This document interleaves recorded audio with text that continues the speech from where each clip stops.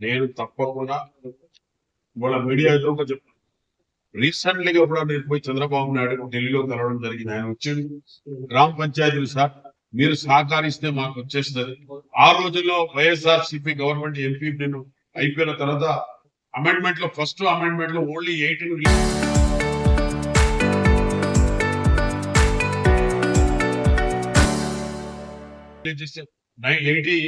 Villages ఉండే. After election తర్వాత మేము ఓడిపోయినాం. ఓడిపోయిన తర్వాత అక్కడ వైఎస్ఆర్సీపీ టిఆర్ఎస్ మా సీలోరు ప్రాజెక్ట్ మీరు తీసుకెళ్ళి మోసం చేసింది కేసీఆర్ తెలంగాణ రాష్ట్రానికి 8 లక్షల కోట్ల రూపాయలు అప్పుల పాలు చేసి ఇచ్చేసి పోయింది. దానికి ఇవాళ మేము 70,000 కోట్ల రూపాయలు మేము వడ్డీ కడుతున్నాం. కరెక్ట్ జీతాలు ఇస్తున్నాం, అన్ని చేస్తున్నప్పటికీ కూడా తెలిసి తెలవని సంఖ్యలు మాకు ఏం చేయలేదు, మేము అప్పులు చేయలేదు అంటే కాదు. భట్టి గారు మొన్న కరెక్ట్ గా సీఎం గారు రోజు చెబుతున్నారు మీరు చేసిన అప్పులకు ఇంట్రెస్ట్ తీసుకొస్తున్నారు. మాకు ఇక్కడ ఆ రోజులో 90-80 నేను ఆ రోజుల్లో ఎంపీ మినిస్టర్ కూడా 80 విలేజెస్ ఉండే. పార్లమెంట్ లో బిల్లు పెట్టినప్పుడు కేసీఆర్ లేడు, కేటీఆర్ అయితే అసలే లేడు, కేసీఆర్ లేడు. ఇవాళ దొంగలు మా నాన్నను తిడుతున్నాను. మీ నాన్నను మేము తిడతామా?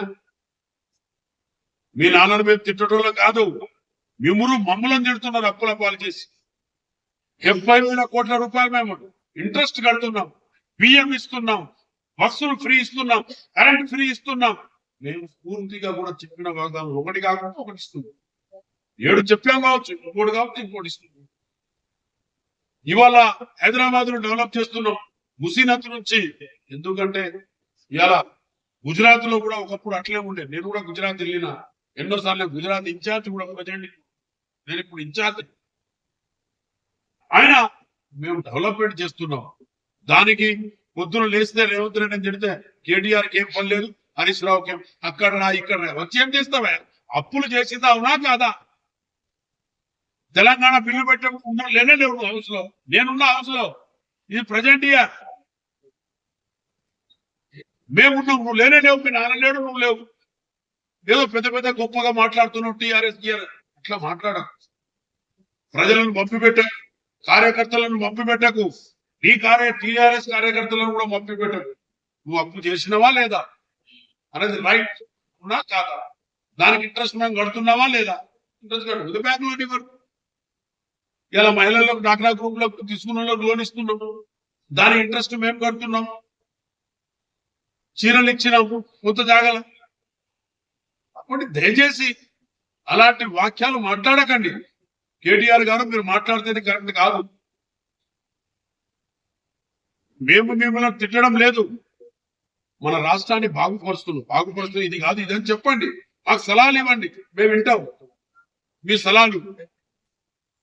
కానీ పుట్టి ముఖ్యమంత్రి ముఖ్యమంత్రి ఎంత ప్రణబ్ ముఖర్జీ ఎంత హైట్ ఉండే, మన్మోహన్ సింగ్ ఎంత హైట్ ఉండే. మీరు అట్లా అనకండి, ఒక్కరిగా మాట్లాడకండి. మిమ్మల్ని మేము ఎప్పుడైనా అన్నావా? మీ నాన్న 10 ముఖ్యమంత్రులు మేము తిట్టినామా ఎప్పుడైనా? మీ నాన్న నన్ను తిట్టాడు ఒక లంబడోనికి. ఇలా చెప్తున్నా, వెంకటరెడ్డి గారికి సంపత్ కు నేను రాజ్యసభకు నేను పోటీ చేస్తే డిస్క్వాలిఫైడ్ చేసి నన్ను ఓడగొట్టాడు చంద్రశేఖర్. ఒక లంబడోని ఓడగొట్టినావు నువ్వు, ఒక ట్రైబల్ ను ఓడగొట్టినావు డిస్క్వాలిఫైడ్ చేసి రాజ్యసభకు పోటీ చేస్తే. ఏదైనా ప్రజెంట్ ఎమ్మెల్యే డిస్క్వాలిఫైడ్ చేసి ఓడగొడతారా?